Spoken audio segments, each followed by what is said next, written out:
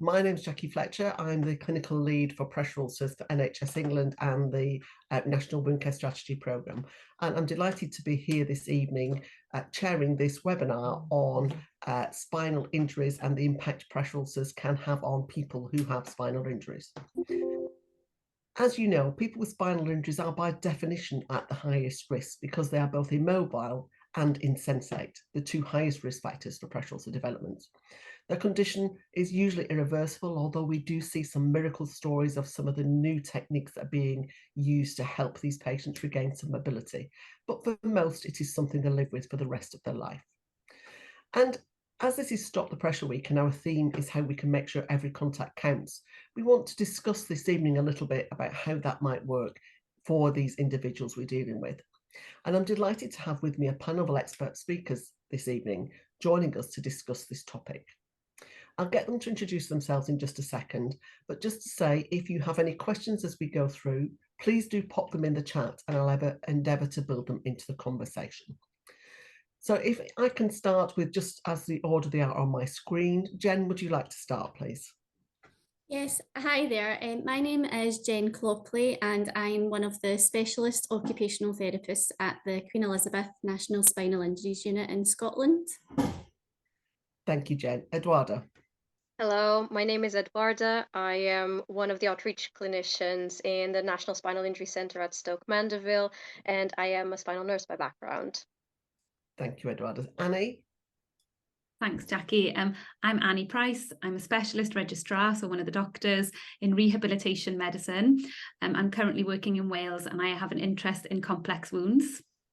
Thanks, Annie. And Carol?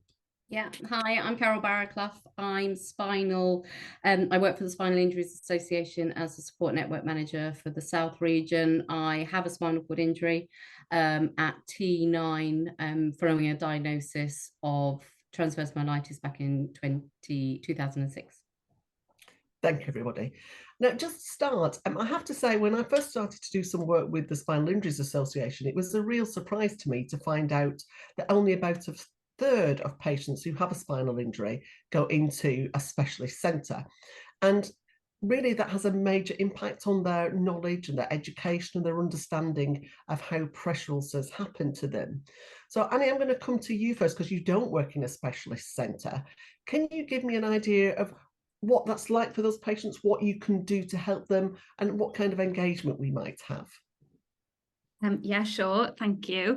So I think it might be useful to just talk a little bit about where a patient may go for rehabilitation after an acute spinal cord injury.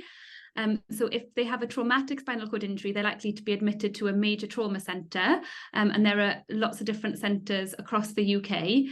And it really depends then on their health conditions, their progress, the severity of their injury, and maybe some of their other injuries as well, as to whether they would benefit from an inpatient stay in a spinal cord injury centre. But most patients are referred to a spinal cord injury centre and will be seen or have contact from specialist clinicians in those centres. And patients in a major trauma centre will also often see a rehabilitation consultant and rehabilitation teams that are used to looking after people with spinal cord injuries as well. But like you mentioned, not everybody will go to a specialist spinal cord injury centre. Some people may not get much benefit from that. For example, if they have a lot of comorbidities or if they're frail or very elderly. And so they may go to a lower level rehabilitation centre, so like a level 2 or 3 rehabilitation centre that's not so intense or specialist. And that doesn't mean they're not having any rehabilitation. It means they're having rehabilitation that's sort of most appropriate for them.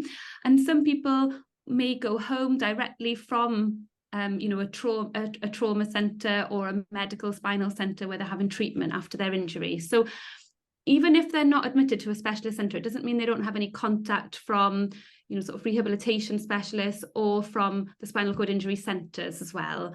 And a lot of people will be offered sort of outpatient follow-up in spinal cord injury centres, even if they don't go there for an inpatient stay. Thanks, Annie. Eduardo, you do work in a specialist centre. What's your view of the kind of education patients get and how it differs if they come to you compared to the ones that may get referred to you later on in the process? It is massive. So a lot of the people who come to us will have the sessions. Patient education covers a lot of that, but also the work that our wards do. The nurses are very good at explaining that the person needs to be mobilized, what their needs are. Whereas we do see a lot of people being admitted with pressure ulcers from district general hospitals into our own spinal unit. So the knowledge is not as prevalent as we would like. So we do see that a lot of the nurses don't feel skilled enough to mobilize our patients when they cannot move, or the people with spinal cord injuries, let's call them by what they are. They're not patients, they are people who are not sick, but who actually have a condition that prevents them from moving from field when they've had too much pressure applied on their body prominences. So in fact, I think the SIA does a brilliant job of covering a lot of ground where we don't, where we're not able to get through as a spinal unit. And we do try to signpost as many people to them, all of our referrals, but we also understand that we're very thin on the ground in terms of specialist knowledge. I think you've got 7 specialist outreach nurses, haven't you, that cover the whole of the country? Looking at Carol, 'cause Carol might know the answer to that. Is that what SIA Within is? SIA, Yeah. we've got a team of 5 plus an OT. 5 plus an OT. Yeah. And the role of the therapist is really important, isn't it? Because Eduardo, you said about nurses lacking confidence and lacking the skills. Even if it's not something as specialised as spinal injury, we often see nurses don't want to mobilise patients. They wait because they see it's the therapist role. Jenny, is that something you come across with the teams that you work with, or do you think, particularly with the spinal injury patients where you work in a very tight team, that it's a bit better? I think just to cover the patients that don't always come to us, because obviously we're a kind of rehabilitation centre, so some of the patients who have spinal cord injuries might not come to us for rehab, and in that case we might get telephone kind of conversations from therapists or nurses who are looking for a little bit of advice on how to mobilise patients, how they should look after their skin. So we would be able to provide some of that knowledge there. But I would say it does, in those circumstances, it's more down to the therapist than it would be the nursing staff. Here in the unit, we are a very close team, and we all work very, very closely together with the nursing staff, the physios and the OTs. So when we're mobilising a patient, it is very much a team effort, and it's kind of the responsibility of us all it kind of falls to. Carol, can I ask you both from your personal perspective, but also from your SIA perspective, how much contact you think is important for patients, and when is it important? Does it matter? You know, are they really overwhelmed at the beginning, or should we get in there as soon as we possibly can? Well, in terms of treating the pressure. Yeah, education around pressure ulcer prevention, and you know, making that person aware of how at risk the skin is now. Yeah, I think the sooner the better, because certainly those with new injuries, it's a minefield. You know, this devastating event has now happened to you, and you've got lots of things going on. You've got bowel management, bladder management, paralysis, and then someone saying to you, well, actually, you've got a really nasty mark that means that you can't get out of bed for the next 6 weeks. Is what? I've got all this other stuff. Just get me up and get me better and get me working and make sure I'm better. So I think there is a real lack of understanding of the importance of managing skin in those early stages. You know, I'm an old hag in terms of I've been injured for 17 years, so I get how vulnerable my skin is and how I need to look after that. And I've both personally, you know, I've seen people, and professionally, I've seen people with skin marks, and get the devastating effect that has on people who are kind of put back to bed for months on end after 10 years of being active and really, you know, up and about and living a very, you know, active life. So I think education is really key, because patients need to understand why it is important that they're not being got up, because they just don't get it. They think, well, surely the best thing for me to do is not to lie here in this bed for the rest of the day. It's to get up and get me how to use a wheelchair, or if I am going to be walking, get me starting to use a frame the quicker, without any comprehension of why I'm still sat here and why you think it's more important for me to lie on my side for the next 4 weeks. And it has a significant impact on patients' quality of life, doesn't it, if they are put back to bed. However young or old you are, that is a major impact on your life. Yeah. And we've had a comment in the questions about how difficult it is when you've got non-compliant teenagers. And I think, those of us who've got teenagers or have had teenagers know what that's like without having this kind of problem overlaid on the top. How do we convince particularly those younger people where, they're looking at a lifetime, how important this is, and how every contact with a surface, because let's not forget, every contact's not just about every one of us, it's about their seating, it's about their where they sleep, it's about their moving and handling equipment, isn't it? Sorry, go on. Sorry. Annie, do you want to go first? Sorry, Carol. I was just going to say that I think Carol already touched on that. Really, it's really explaining to the person why we're asking them to go back to bed, what's the reasons behind it, and also having an understanding that actually we want to make decisions together. So even though this might be our advice, sometimes we do need to compromise for that person's well-being, for their social interactions, for other activities, and keeping their sort of range of movement and fitness levels. So I think personally, I find that people are often, may not want to go along with your request to go back to bed because they don't understand, why you're asking them to do that, and also because, Carol, you sort of touched on it. We're taking away that other part of control that they have over their life and over their activities, and restrict them even more. And in some centres in the UK, it's common for people to have a period of bed rest after their initial injury. So to then have to, be starting to get up and then develop a skin problem and have to go backwards, it can feel like a real, backwards turn in their sort of rehabilitation, rather than trying to be positive and move forward. So I really feel that having really good explanations and making it clear that decisions are made together with the individual at the centre of their care, that they're able to make those decisions, and we're here to provide all of that advice, often helps. And sometimes we do have to, compromise a little bit, even though, we might not want to. And I was just going to say, even though it's going back a little bit, we've talked about the kind of acute phase after spinal cord injury, but of course there's later on admissions to hospital for many individuals. Spinal cord injury will develop complications that require further admissions to hospital, and so that often isn't to a spinal cord injury centre. So there are, like you said, Jacqui, there's lots of different opportunities for contact with healthcare professionals and education and contact advice from spinal cord injury centres that isn't just in that acute phase post-injury. Thanks. Carol?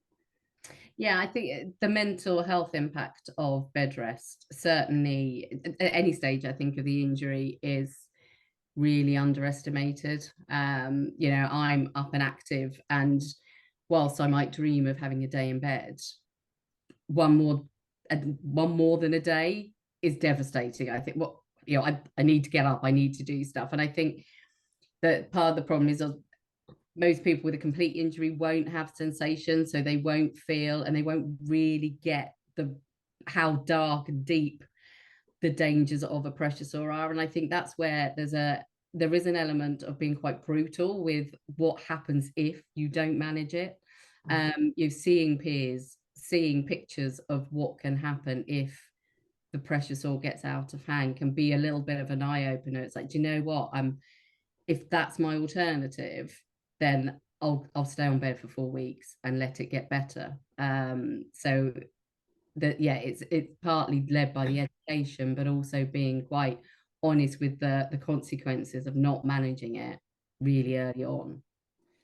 And I think one of the things we've been talking about recently, about when people become more at risk. So if you are a person with a long-term spinal injury, somebody like Carol, who knows her condition very well, she manages very well, we know that those kind of people, the time they get a pressure ulcer is when something changes, something, whether the health changes or the circumstances change. And that could be there's something wrong with your cushion, or you've got to have a different wheelchair. So with children, typically as they grow older, they need to get into a new piece of equipment.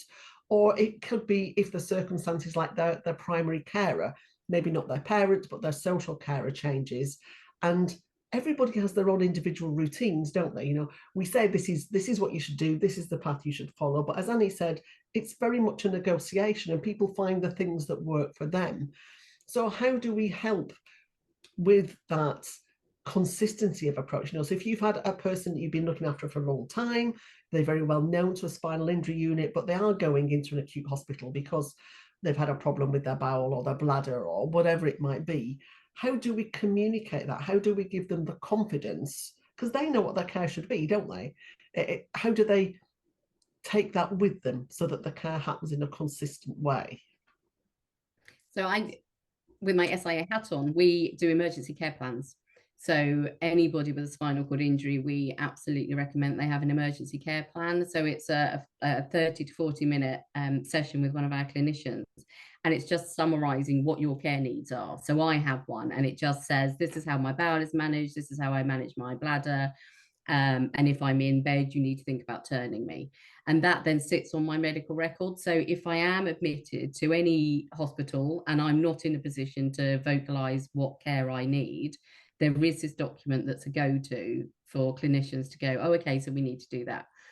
I do know that that's not always successful because it's either not found or whatever, but that's a really good start. And it's a real confidence for the individual.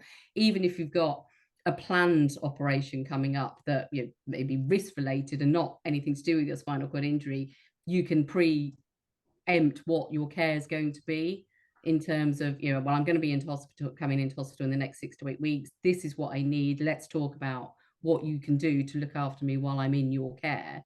And we're a big advocate of, if you've got a care package, bring your carers in. Whilst you're in hospital, your clinicians and your needs are going to be met by whatever you're in for. Your spinal cord injury condition can be managed by your carers because they know you best. But that takes some confidence, doesn't it, to challenge the clinical staff who are looking after you in the new place. Yeah. And Eduardo, I noticed you nodding an awful lot there when Carol was talking about the passports and the importance of having those accessible, because I know I've spoken to other people who say they've got one, but they went in for something minor, so they didn't think it mattered. Is that something that happens commonly? So I'm more on the acute side, but when I was working in outpatients, we would often be on the phone because we ran pre-op assessments as well for people with spinal cord injuries. And it is very challenging, even when someone is going to their district general hospital and is very good at advocating for themselves, to have the nursing staff listening to what their needs are outside of a spinal unit, because we get all sorts of scenarios of people saying, oh, why don't you get out of bed and get up and walk away, when someone has a wheelchair next to them and they've been injured for goodness knows how long.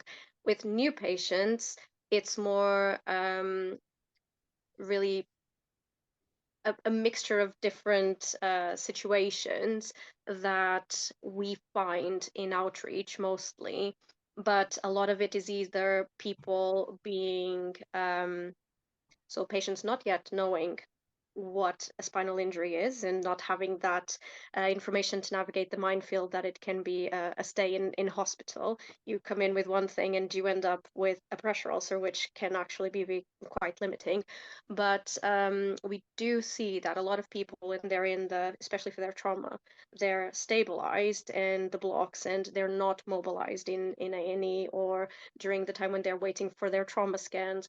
Then we see them going into an ITU and being put on the right mattress but not being moved often, then being stepped down to a ward and being put on the wrong mattress, and there's so many opportunities to prevent a pressure ulcer.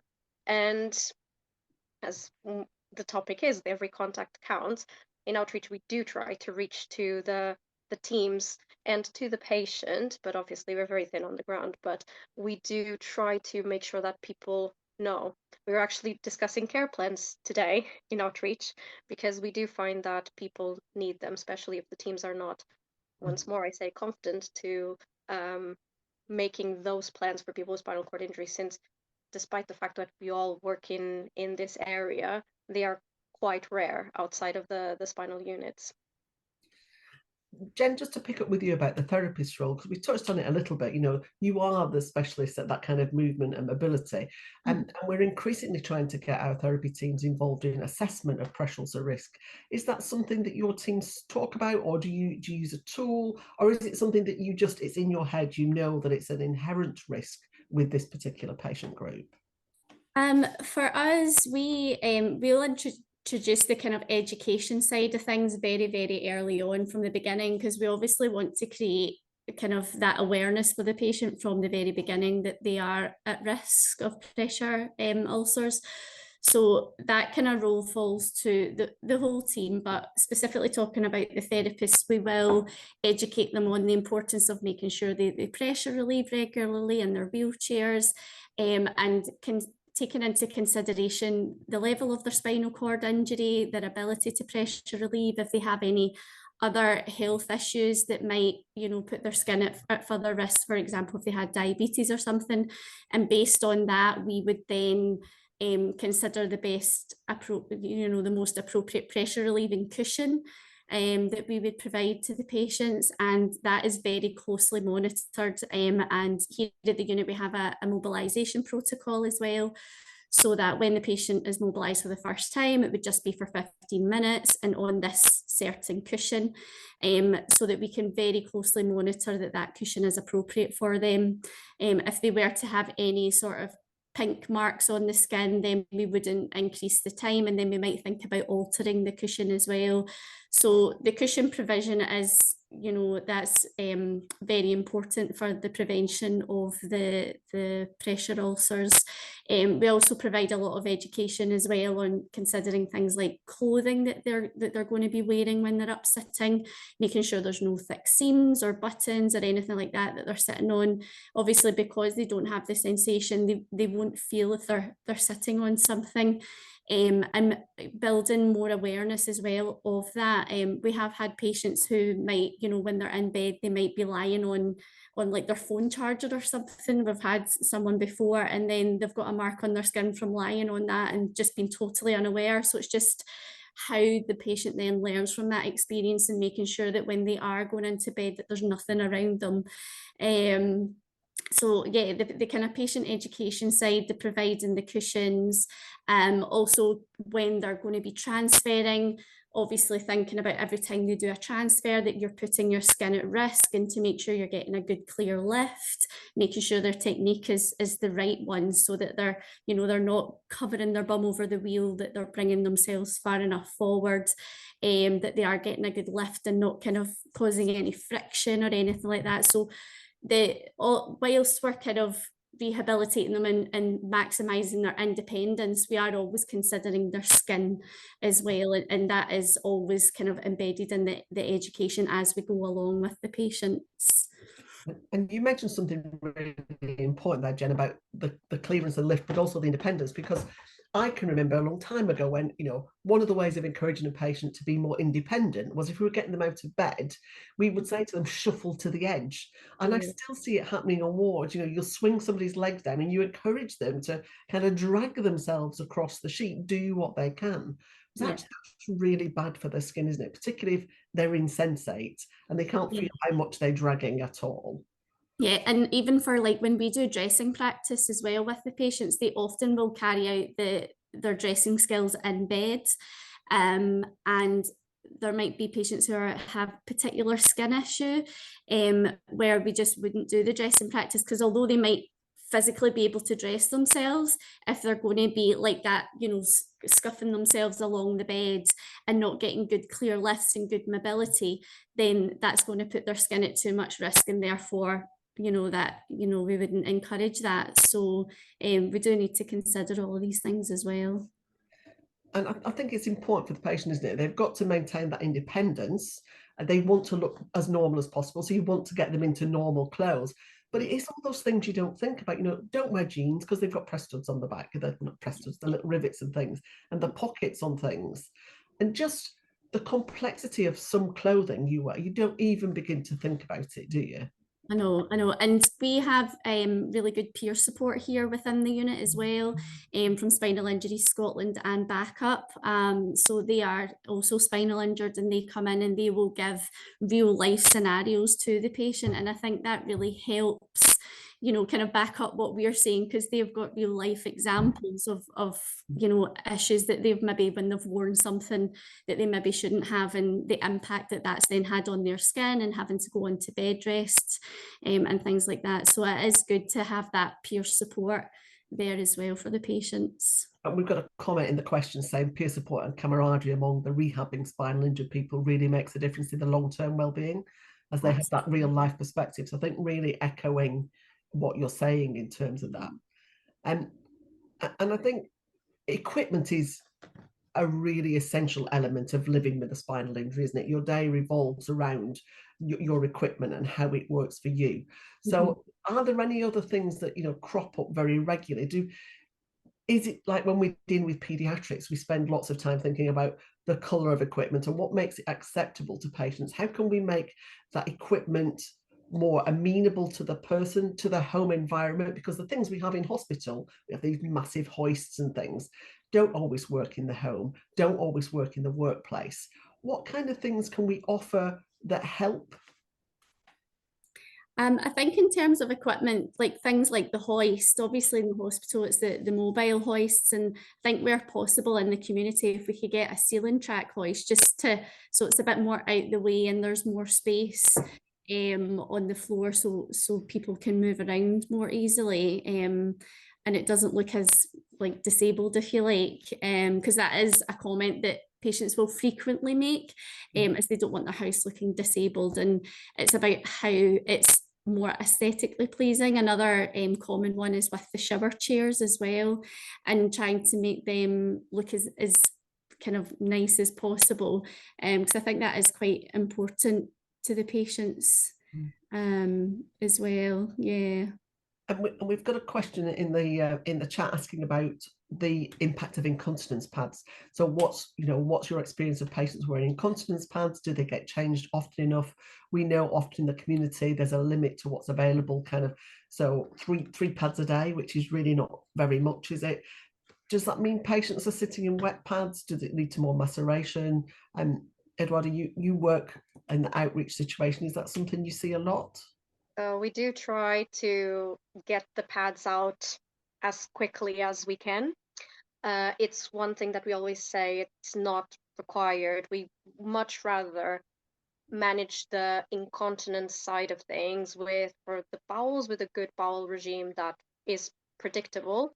And with the bladder, it's usually about doing good bladder care. So if there's a catheter, if a catheter is needed, we will try to make it as unintrusive as possible, so by removing the bag if possible, etc.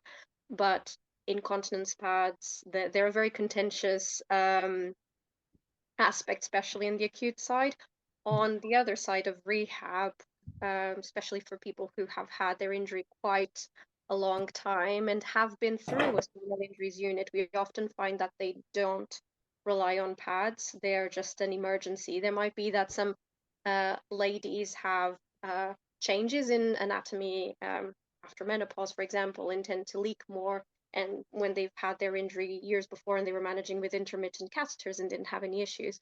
But the main risk we often find is really around moisture lesions. So as Michelle said, and very well, that's something that we do not want people to have. It's not beneficial for their skin in any way. And as people do not have sensation, they cannot say if they've passed urine, whether they're wet, whether they need changing, and also what's that doing to their skin.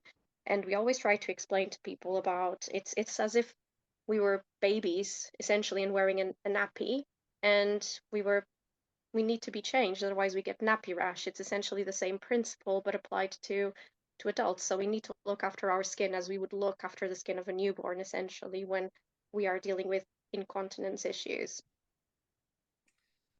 Annie, I know that's something that's really important to you, isn't it, managing incontinence?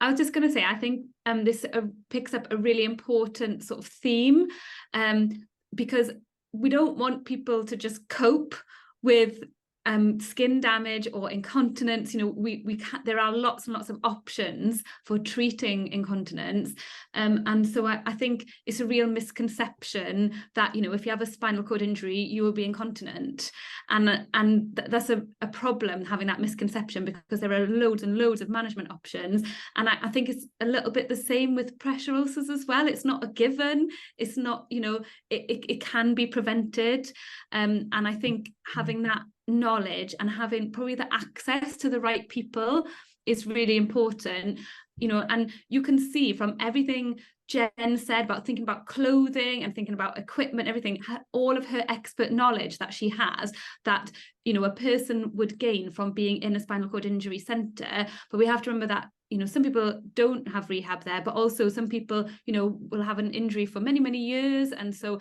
you know, their life situation changes and they may be accessing professionals that aren't as experienced. But I think it's important to point out as well that it's not a criticism of other healthcare professionals, because we have to remember that spinal cord injury is actually quite rare. You know, so many clinicians won't have looked after someone with a spinal cord injury before. If, you know, a person gets admitted like to a medical ward with a chest infection or something, you know, some of the clinicians, the therapy team, the medical team, the nursing team won't have the knowledge of caring for someone with a spinal cord injury. And so it's really, I think, raising awareness of who do you ask for help. I think that's really important, and ensuring that where possible, you know, the individual can advocate for themselves and say, as you said, Carol, having those emergency care plans, being able to say, this is what I need, and also having that peer support from, you know, charities like Spinal Injuries Association is really, really helpful. And you mentioned that it's quite a rare occurrence in a spinal cord injury, but there's a question in the chat from Amy talking about patients who've got spinal cord injury due to malignant spinal cord compression. So, you know, an even smaller subgroup, and the challenges these patients have, because they often don't qualify for the spinal rehab. They've got that even more complex diagnosis and a very complex prognosis, and the clinicians looking after them really don't know what to do, and they often get worsening skin damage because of that anxiety from clinicians. You know, how can we help those people manage? So I suppose the other thing we haven't touched on as well is sometimes people are admitted to hospital, especially in the acute phase, you know, to spinal surgery wards where there is often good expertise of looking after people with spinal cord injury, or to oncology centres where again there's expertise in looking after people with you know, metastatic cord compression. So I think, you know, even outside of specialist spinal cord injury centres, there are areas, you know, that are used to looking after people in that situation. But again, it is a challenge, and it is something that's raised quite often, and I think there is a bit of a push to sort of change that, to improve access to spinal cord injury centres for people with metastatic disease. And it's such an unusual thing, isn't it? You know, it's not something I've ever seen. I've never seen a patient who's had that, and I've been nursing for an awful long time, far longer than I want to own up to. There's another element of this. We've talked a lot about care in hospital settings, haven't we? But most of these people spend most of their life in the community setting. What can we do to make sure there's better collaboration between the patient and their family, what's coming out from either the specialist centres or the acute care provider, and those people are providing probably 90% of the care for that patient? Are there good examples that you know of how we communicate with that? So for us in the spinal unit in Scotland, what we do is once a care package is identified, if someone has quite complex needs, then we invite the care team to come to the unit and to receive, you know, specialist training with us on how to care for that patient and their needs. And we also have a fantastic outreach service as well. So there's 2 liaison nurses who cover the whole of Scotland. And if there are any issues or, you know, any communication that's required, then they can pop out and see patients at their home. They can liaise with the care teams, they can liaise with nursing homes and hospitals, and they will go out and provide that specialist knowledge and education on preventing skin issues and how to best look after that patient.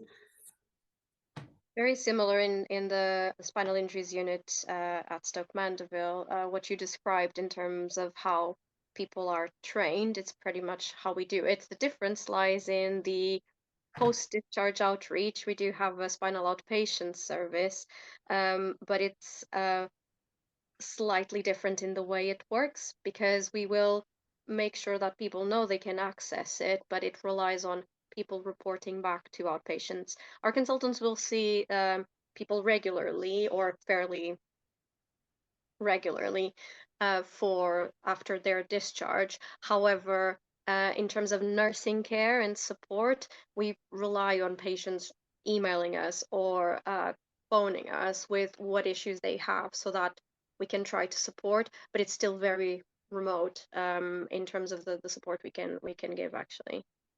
And for a lot of patients, their nearest centre is quite a long way away, isn't it?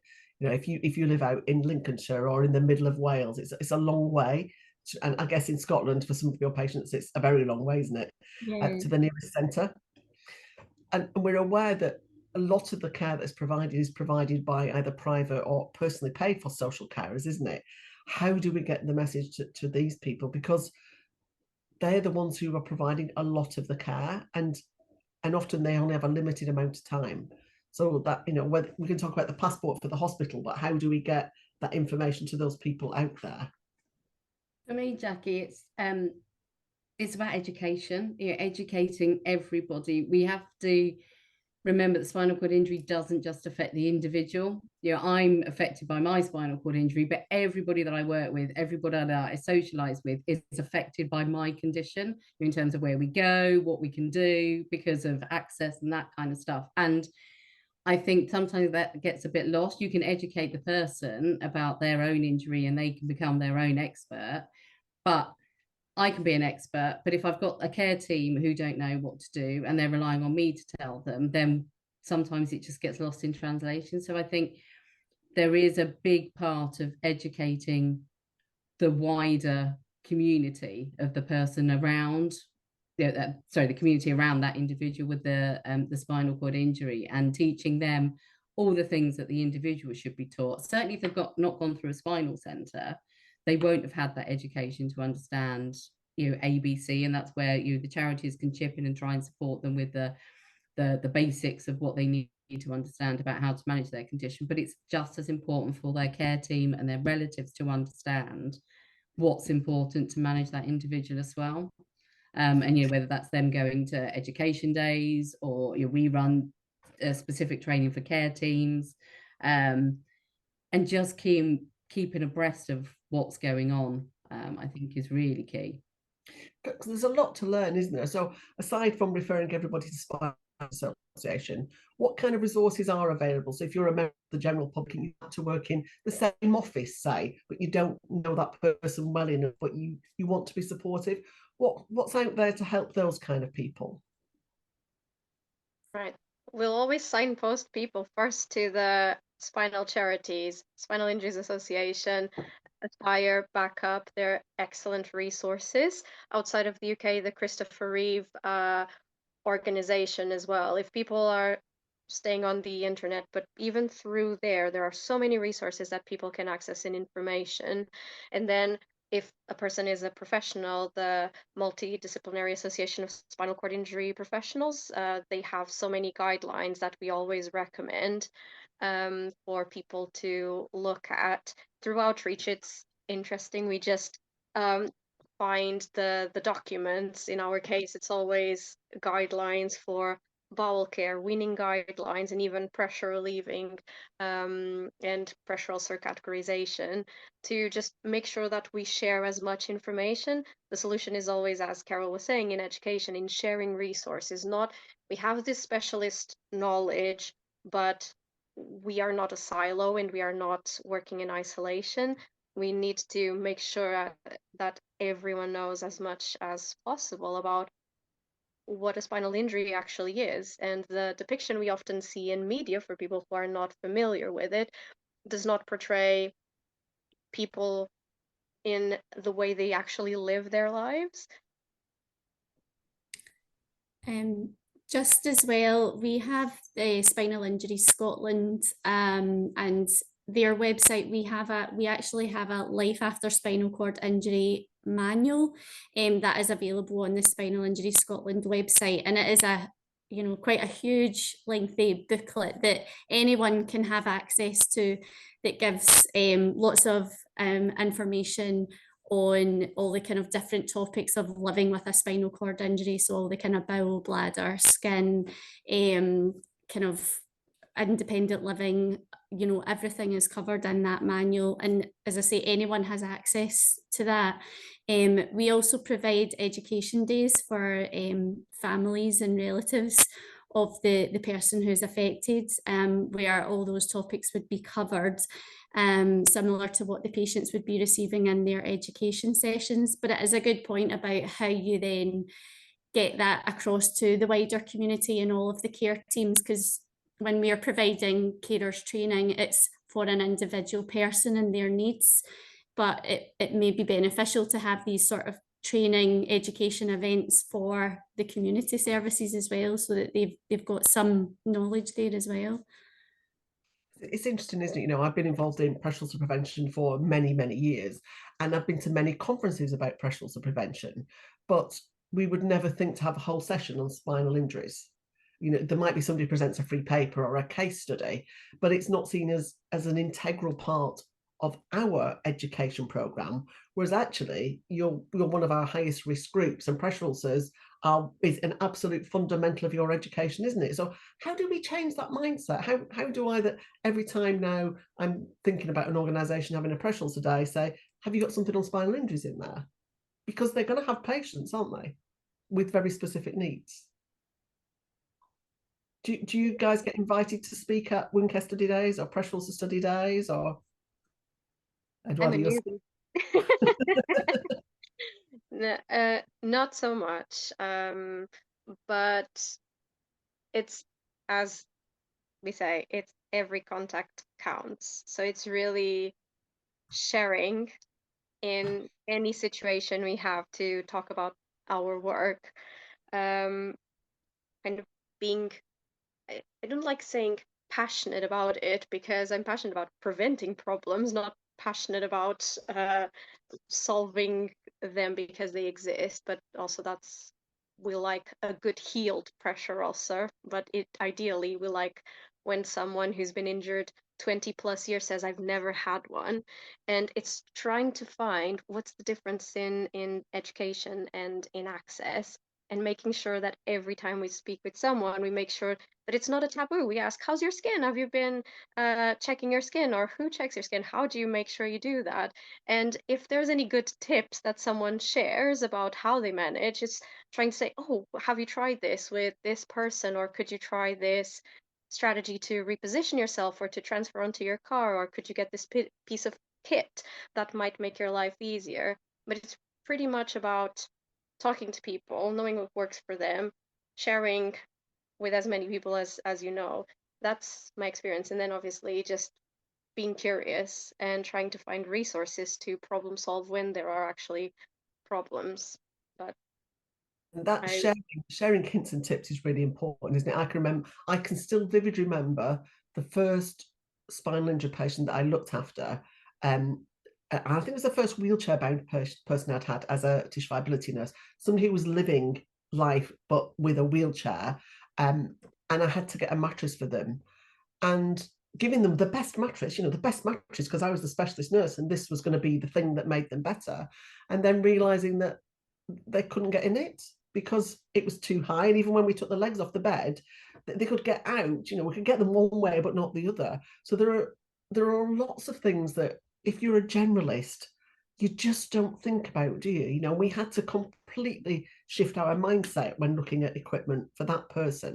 And we've had a couple of comments about equipment, particularly around transferring, you know, if the surface is not solid, if it makes it difficult to lift yourself up. Queries about things like the turn and tilt equipment. Are there any kind of hints and tips you can give us for when we're looking at equipment for this patient group? What sort of things should we try and avoid, apart from thinking that we know what we're talking about when clearly we don't most of the time? And everyone is different as well, so it depends on the level of injury, because some people with better mobility, despite having a spinal cord injury, would absolutely benefit from that best mattress, but other people, they do prefer a foam mattress. However, if they're in a period of immobility to try to heal a pressure ulcer, it might not make much of a difference how they're transferring out of it, but it's really looking at the person, seeing what their lifestyle is like, seeing what issues we're trying to work with or prevent or treat, and then going from there. But I can just share the most fascinating, probably boring for some people, but we've had someone coming to clinic for pressure ulcer care for quite a few months, and it was in the most bizarre of places, which is in the knee, which is not a place where we usually see pressure. And after months and months and months of treating that pressure ulcer, not seeing any progress at all, one of us had a brainwave and just asked the person, "How do you sleep?" And she said, "Oh, on my stomach." He said, "Could you try just sleeping on your back?" And 2 weeks later, the pressure ulcer was gone. So sometimes it's not about the mattress, it's not about the treatment, it's just asking the right question at the right time. And we learned a lot that day. It is, and one of our contact things. So, you know, we're doing every contact count and we have a phrase for each letter. And one of our C's is being clinically curious. Instead of, you know, just dealing with what the problem is, find out why it happened. And all too often we make assumptions about how somebody got the problem, don't we? And there's been a comment about pediatrics and the challenges. You know, we struggle to get equipment for adults, but I don't know how many of you deal with children. Is that even bigger of a problem, or are they easier because they're easier to handle as they're small? Does it get more difficult as they get bigger? Are there any specific things to think about when you're dealing with children with spinal injuries?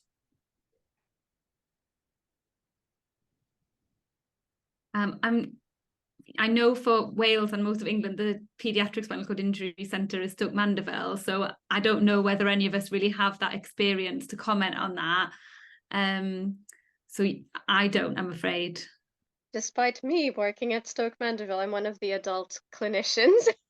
So my colleague Christine does the outreach, but the nursing side of things and the assessments for the pediatric ward. It's an MDT effort. I think in the chat there are some people who work in St. Francis, which is our pediatric ward. I cannot presume. What we know is that everyone comes in different shapes and sizes. The children on one of the main things that we know from children is about their growth, and often if they're not assessed properly and they don't have the right corsets or binders, they might have a lot of deformities as well, preventing them from growing as they would if they were standing and stepping. But that can come with very unusual pressure areas that we might not see otherwise. So in terms of equipment, whether it's hard or easy to get, I don't know. The main thing that I've learned when dealing with people who used to be inpatients as children and then grew up was how important it is to have a good corset and to have good support to just allow your body to grow in the expected direction and not just have any shifts, and to prevent pressure damage in unexpected areas and other complications. You mentioned that the corset and things there, Eduardo, but it brings us around to devices, doesn't it? You know, we've talked about equipment as an enabler, but also it's a device, isn't it? And we forget that devices cause pressure ulcers. So whether that is your phone charger that's got left in the bed, and you know, we can't predict that. So we're currently trying to differentiate between device-related pressure ulcers and medical device-related pressure ulcers. the distinction being a medical device related pressure ulcer is if we put a medical device into or onto a patient, we should be thinking about the impact on that skin. We should be thinking about the likely cause of pressure. We can't predict that the patient might lie on the phone charger or the TV remote control or whatever that thing will be. So putting preventative care, risk management in, other than check what you're sitting on, check before you put your clothing on, is hard. But do we look after the devices while? So lots of people with spinal injury do use lots of devices, whether that's bowel management, whether it's catheters, whether it's things to assist them with eating and drinking, or splints. How can we make that better? Or are there things we can do to help? Do people generally think of pressure ulcers as being from being in bed and from being in chairs? Or do they think about the devices as something they need to focus on too? I think My experience is that it can come from any source. It really depends on the location. There are key areas where people are likely to have pressure marks, but it's not always how they've sat or how they've transferred. It could be where something's rubbing, or they knock something every time they transfer, and because they've got no sensation, unless they've visually seen it, they're not clocking it. So I think gone are the days where it's, well, you just spend too much time on your bottom, or your knees are bent and it's behind your knees, for example, or your elbows for people with tetraplegia. I think it's looking at where the area is and then determining what could be the cause, because it's not always obvious. Your knee example, Eduarda, I think is a good, it can happen from any source. And you can get it from things like when in your car, you can control the environment around your bed space quite a lot, but a car is how it is, and you can only move the seat and the steering wheel a certain amount, can't you? So or cooking, people have things on their laps and then they're not conscious that over a period of time it's making a mark because they always put boards on their laps, but the boards is constantly on their lap, and then they get a mark and think, well, how on earth it's got there? And so there's lots of things. Sorry, Jen. I'm sorry, Adrian. We just had a quick comment also, because we were talking about cars, about heated seats in cars. People put the heat on because it's cold, but you don't know the damage you're doing to your skin. Sorry, Jen. No, it's okay. Sometimes as well, if the person isn't sitting correctly in their chair, so their postures, their hips are maybe to one side, then the wheel of their wheelchair can sometimes scuff on the side, and that can cause, marks on the skin. And as OTs as well, we often will give out splints and other aids that are going to make contact with their skin that they might be wearing for a prolonged period of time. So it's about making sure that any new splint or device that they are going to have on, that they're making sure that they're checking that skin regularly, and that because it can break down quite quickly. So providing like a splint that they put it on just for a short period of time initially, and that we're constantly checking the skin before they're wearing it for that long duration. Or even a feeding strap as well can sometimes, where the cutlery is placed, that can also cause marks. So it is always about providing the patient with the education, so that when they leave the hospital and they're living in the community, that they're always aware of these things. Because as they change and move on, then they may come up with other devices or aids that might be helpful. But if they've already got that knowledge behind them to have an awareness that when they do use something new, that they do need to be mindful of their skin, then that'll empower them to then hopefully prevent any skin issues going forward. And it's sometimes using the usual thing in a different circumstance, isn't it? I was talking to somebody the other day who had done a long haul flight, made all the right plans, taken the cushion, got all the transfers sorted out, but hadn't banked on the amount of edema they got in their legs from being in that cramped position on a long haul flight, and has got quite nasty damage from their footwear because they hadn't anticipated that swelling. And those are the kind of things that people don't always think about, don't always talk about, are they? And it seems so small. We all know that if we go on a long flight, then your legs swell up, but you don't really think about the impact that might have on a splint or a brace or your footwear or perfectly normal things. And I just wanted to add as well, casts, because people can break their limbs even after having a spinal injury. And one of the advice we always give is to have a removable cast so that you can check your skin. But a lot of people go to plaster rooms, and they're put on plaster cast that they cannot remove. So they might end up with a pressure ulcer that they cannot see until it comes out in a few weeks' time. And and we talk about, examining the skin. A cast is a really good example, isn't it, of where it's difficult to examine the skin. But also, if you're talking about the most common site for pressure ulcers is on somebody's bottom, how do you look at your own bottom? We can say all sorts of things with mirrors, but it's not that easy, is it? And the older you get, I can't do my eye makeup anymore without my glasses on. And I need different glasses for this to reading to looking over there. So thought of how I would manage to have the right pair of glasses in the right place of time whilst twisting, because as the older you get, it's hard to turn, isn't it? And look at my bottom. And the chance of me leaving the mirror or my glasses before I roll over and lie on them is quite high. Eduarda? I was just saying selfie stick. Yeah. So yeah, somebody said use mobile phones to get selfies or get carers to do it. But when we're talking about your bottom, people like to maintain some dignity. Yeah. I wouldn't want somebody looking at my bottom every day. We have this with skin assessment in general.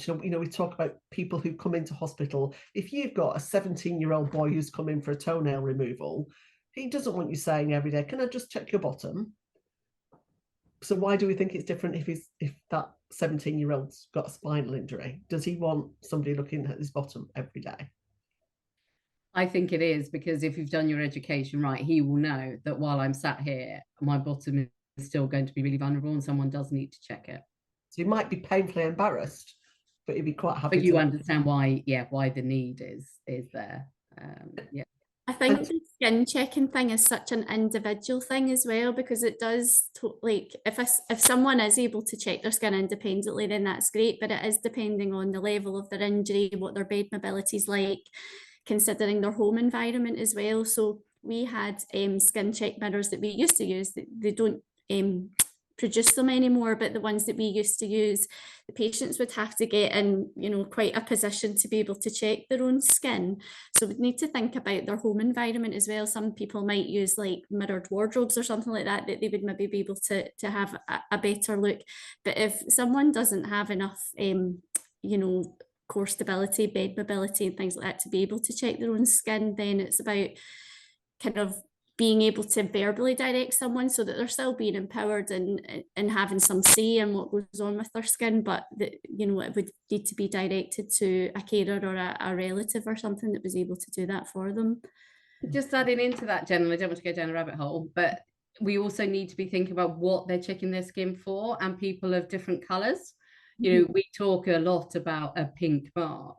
If you've got black skin, you will not get a pink mark. So there is lots of education for the individual about what to actually look for, because sometimes it's not really apparent if their skin's quite dark. Yeah. And the colour change in dark skin can be very difficult to see, even if you are shining a torch on it. As a clinician, it's hard to see. For the individual, it is really hard. And I just wanted to get one last point in about normality. I can't remember what I was reading the other day, but it was an example of somebody who said he'd gone on a date, and in order to sit nearer to his date, to have that social interaction, he'd managed to get himself into the chair in the restaurant rather than being in his wheelchair. Just for that, it's the first date, he felt quite uncomfortable and got skin damage from that. Is that something that we can do anything about? Because people do want to be normal, don't they? They do want to engage in normal activities. How can we help them by getting their skin into the best condition? So we've talked about every contact counts, as in services. We've talked about clinicians, but what about good skin care? Is that important, what they do to their skin? We talked about continence, but we didn't talk about maintaining really good, healthy skin. Do we moisturize? Do we apply skin protectants? What should we be telling them? I think it's that, Jacqui, it's moisturize, it's checking, doing those checks every time. Not every time, because goodness, I'll be having a mirror every 2 minutes, but every time you move from chair to bed or chair to loo or chair to car, you should be just doing a quick check of your skin if you can, or getting someone to do so to make sure nothing untoward has happened. And at best, you do it every time. Worst, when you get up, when you go to bed. You know, you're in bed certainly at the beginning of the day and the end of the day, and that's a really good opportunity to just check yourself over. Now, if you do it, don't forget. You forget one day, do it the next day. And moisturize. Just because you can't feel your skin doesn't mean your skin doesn't get dry. You know, you sunburn, you get equally as sunburned just because you can't feel.